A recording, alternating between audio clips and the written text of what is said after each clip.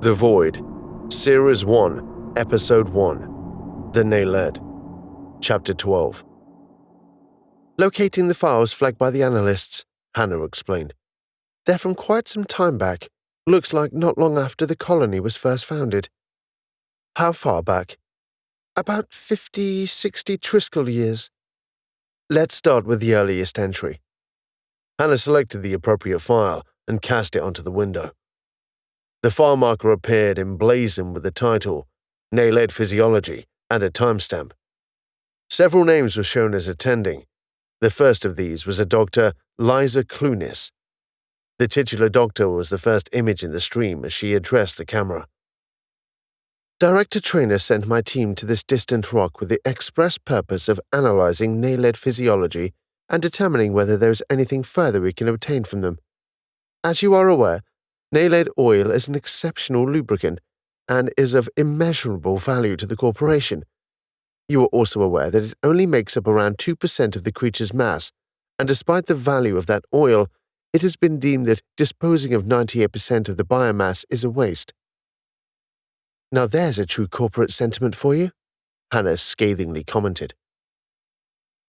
The purpose of this analysis is to determine what value we can extract from this 98%.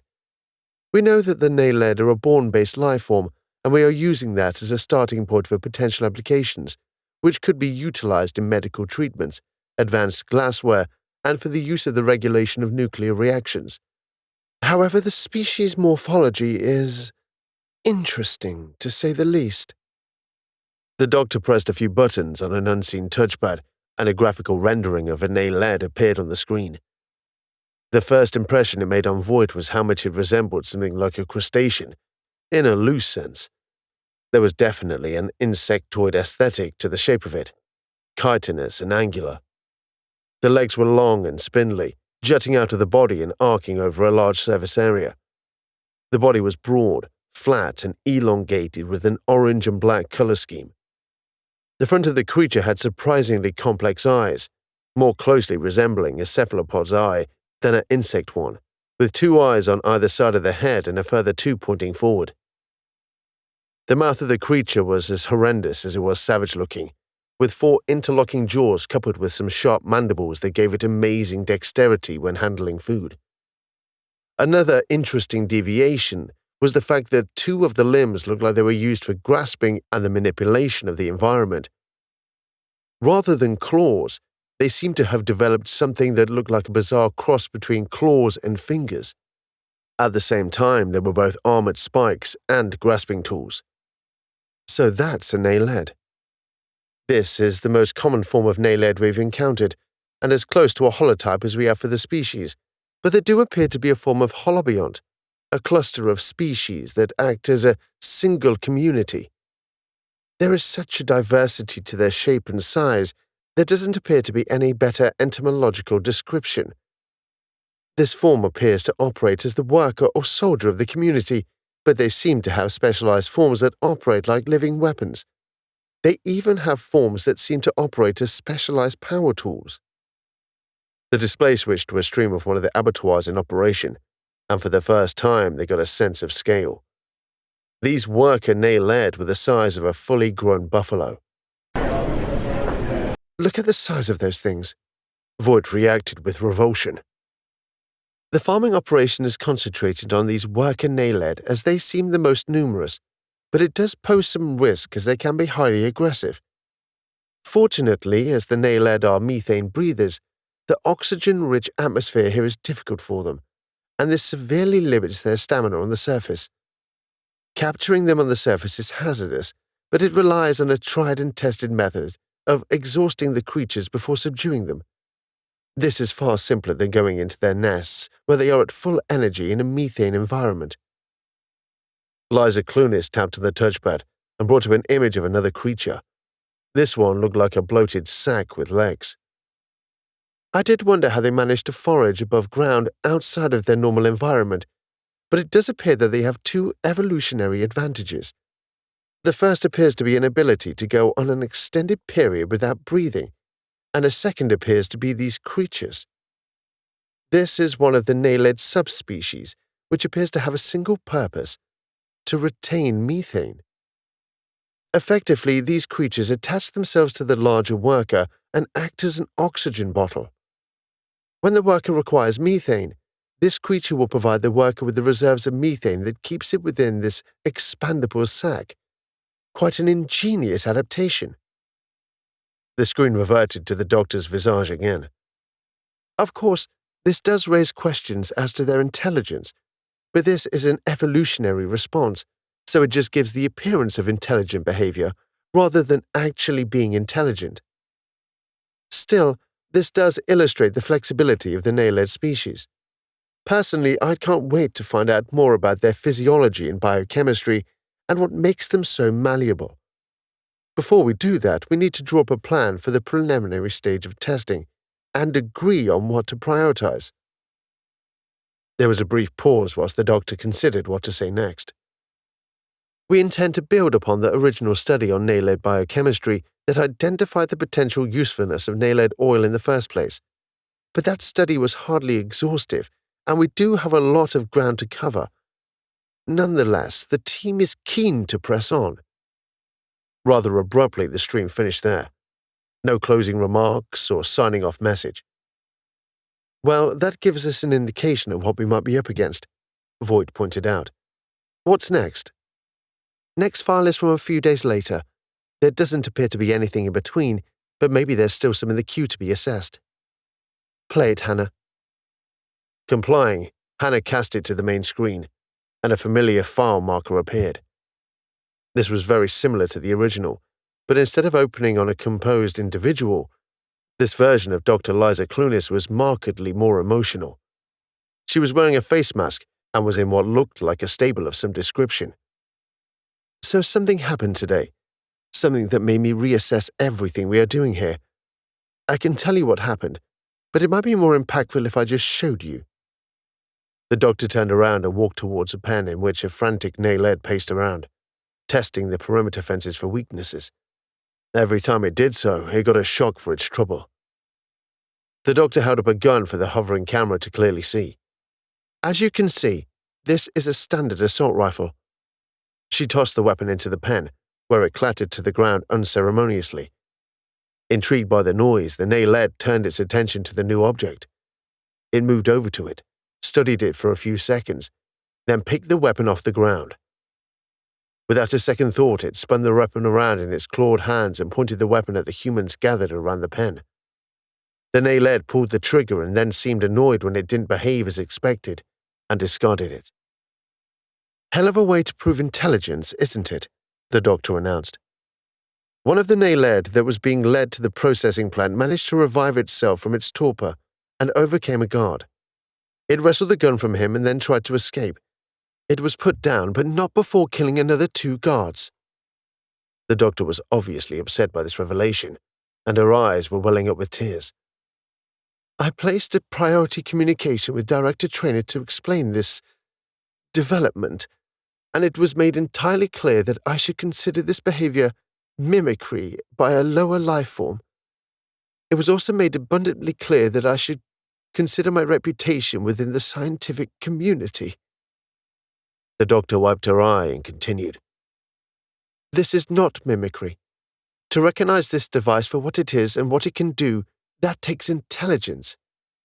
It has to appreciate what trajectory is and where the projectiles will go. That requires higher reasoning skills. If you point in a direction of a lower life form, it will look at your finger. It will not think to look in the direction you are pointing. Likewise, it would not understand how a projectile would travel upon a set course. The Naled also knew how to operate the device. It hasn't seen anyone fire one, but it instinctively knew that the trigger activated it. Again, this takes advanced problem-solving and understanding of context, and it did that in a matter of seconds. Now a bit more visibly distraught, she yelled at the camera again.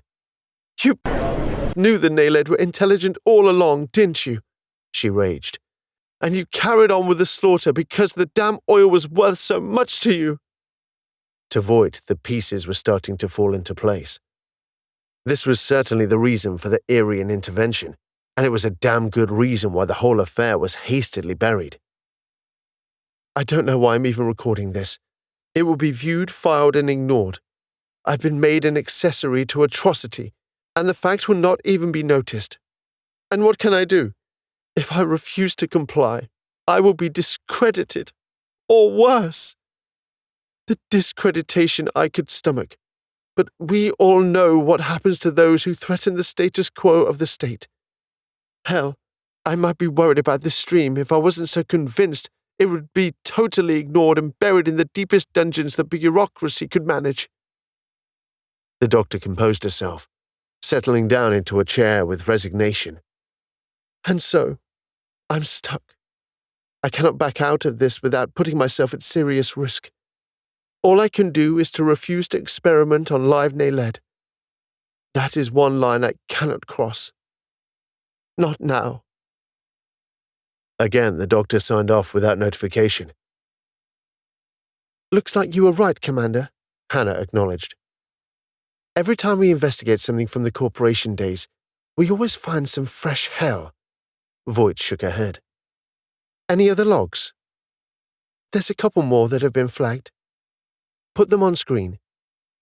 The next one was loaded, again showing the familiar title graphic.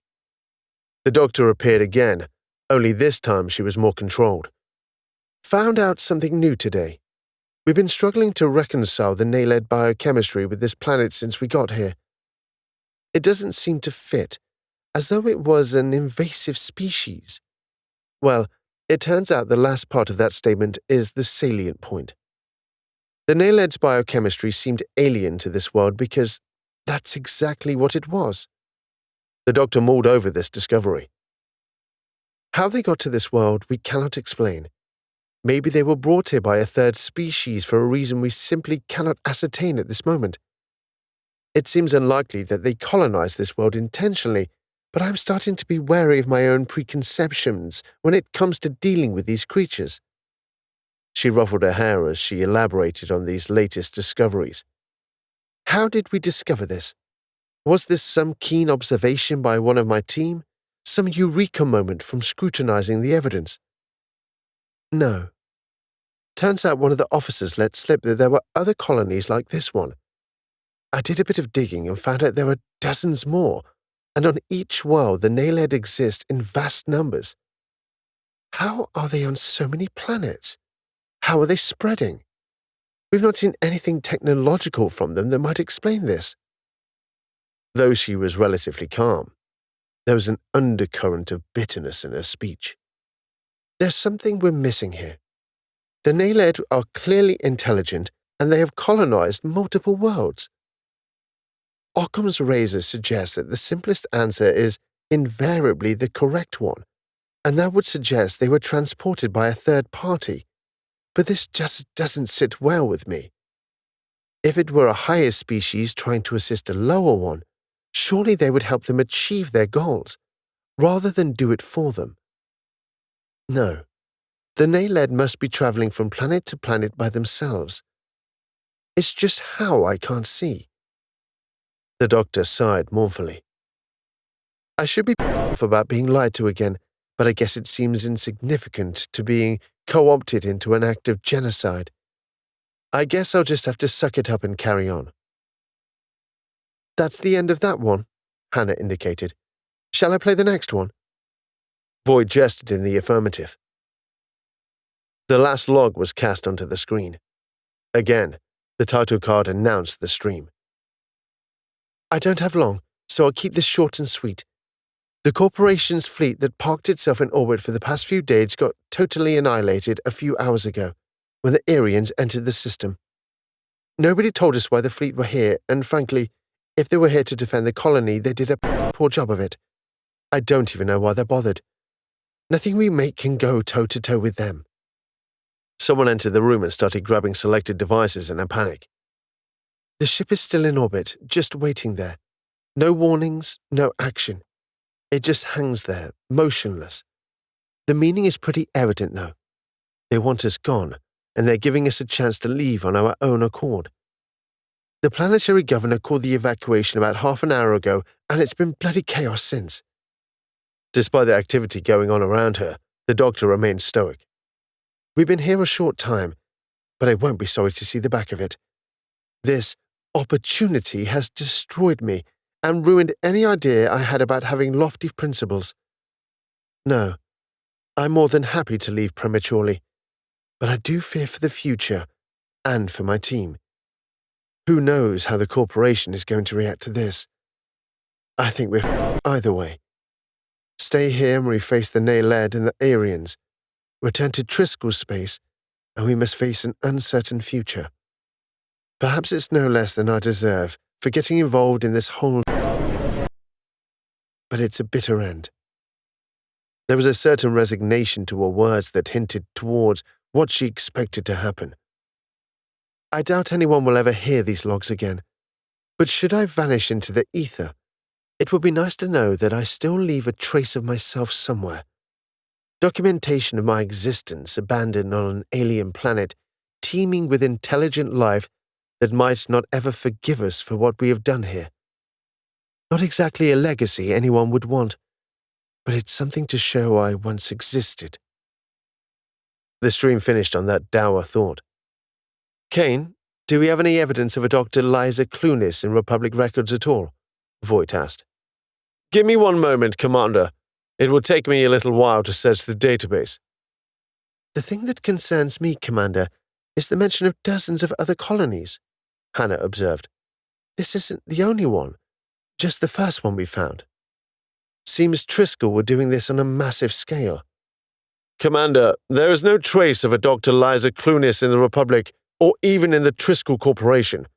It seems she has been expunged from history, Kane answered. This doesn't necessarily mean she is dead, just that she does not exist officially. I think we can be fairly safe she was among the disappeared, Voight assumed. During the reign of Triskel, so many people had simply disappeared they couldn't be counted. No documentation, no trace. How do you count that which leaves no evidence of it ever existing? Voight's own maternal grandparents disappeared. It was the primary reason her mother fought in the revolution that saw the end of that regime. So we now know that the Triskel Corporation abandoned the planet under duress. Presumably there were still plenty of Naled here when they did so they must still be here, Voight reasoned. We now know they are methane breathers, and being in this environment is difficult for them, which may explain why we haven't seen one yet. We know there are large biomasses underground, and given what we've just seen, I would put money on that biomass being where they are right now. They may be aware of our presence, Varma interjected. If they are intelligent, then they may well be watching us from a distance. This is good in some respects, as it means they are assessing us. It gives us time to weigh up our options. What do you suggest, Major? Withdrawal. We have extracted the data we need from the closed network. It may be safer to return to the Liberator and analyze the data before we do anything else down here. If we are in the territory of an intelligent hostile species, it represents too high a risk to remain here. Sounds like a smart move, Voight agreed. Okay, Major. Recall your people. It may be wise to try and do this slowly, Commander, Varma added. If the Naled are watching us and they get wind that we're leaving, it may trigger a reaction. Good idea. I'll recall them team by team. The outliers first of all. Try and make it seem more natural and less like an emergency move. Good. Hannah, could I have a quick word? Varma moved towards the window to see if he could spot the teams whilst Voight and Hannah moved to the opposite side of the control room. Have you sensed anything that might be the Naled? Voight asked. It's difficult to say, Commander. There's definitely plenty of activity out there, but it's unintelligible. I'd assumed it was just the animal life, but it could be the Naled, Hannah explained. If they are a true alien intelligence, their thoughts may be unrecognizable.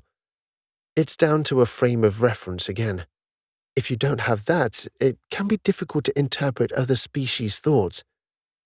With some effort, I can interpret Maquis thoughts, as there are some commonalities with the way we think, but the Jiangxi are completely uninterpretable. The Naled may well fall into the latter camp. So you can't discern them from the wildlife? Not so far. It bears some of the traits of intelligence, but it's not proof of intelligence," Hannah elucidated. "It just doesn't stand out enough for me to recognize it as the thoughts of a sapient creature." "Okay. Well, let me know if anything changes." "Yes, sir." Voight had to admit she was a little disappointed at Hannah's explanation, but she accepted it. She was aware of the concept of some intelligent species being impossible for telepaths to read, so it wasn't a new idea to her. "Voight to Liberator. Call sign Orchid. Respond." "Response Lemon." "You think the Naled are listening to our communications?" "Probably not, Hannah, but why take chances?" Major Varma returned with an update. "Mehmet and Hoover on the way back. When they get here, I'll call in Messier and Goldblatt," he explained. "Hopefully it will look more like a rest period than anything else." "Kane, how secure is your telemetry?" "It's very secure, Commander, but I can codify a response from this body to the ship in much of the same way you just did." "Good. Can you relay to the captain my intentions?" Voight requested. "I dare say he will work it out from the call sign, but you can fill in some of the details." "Of course, Commander. Doing so now."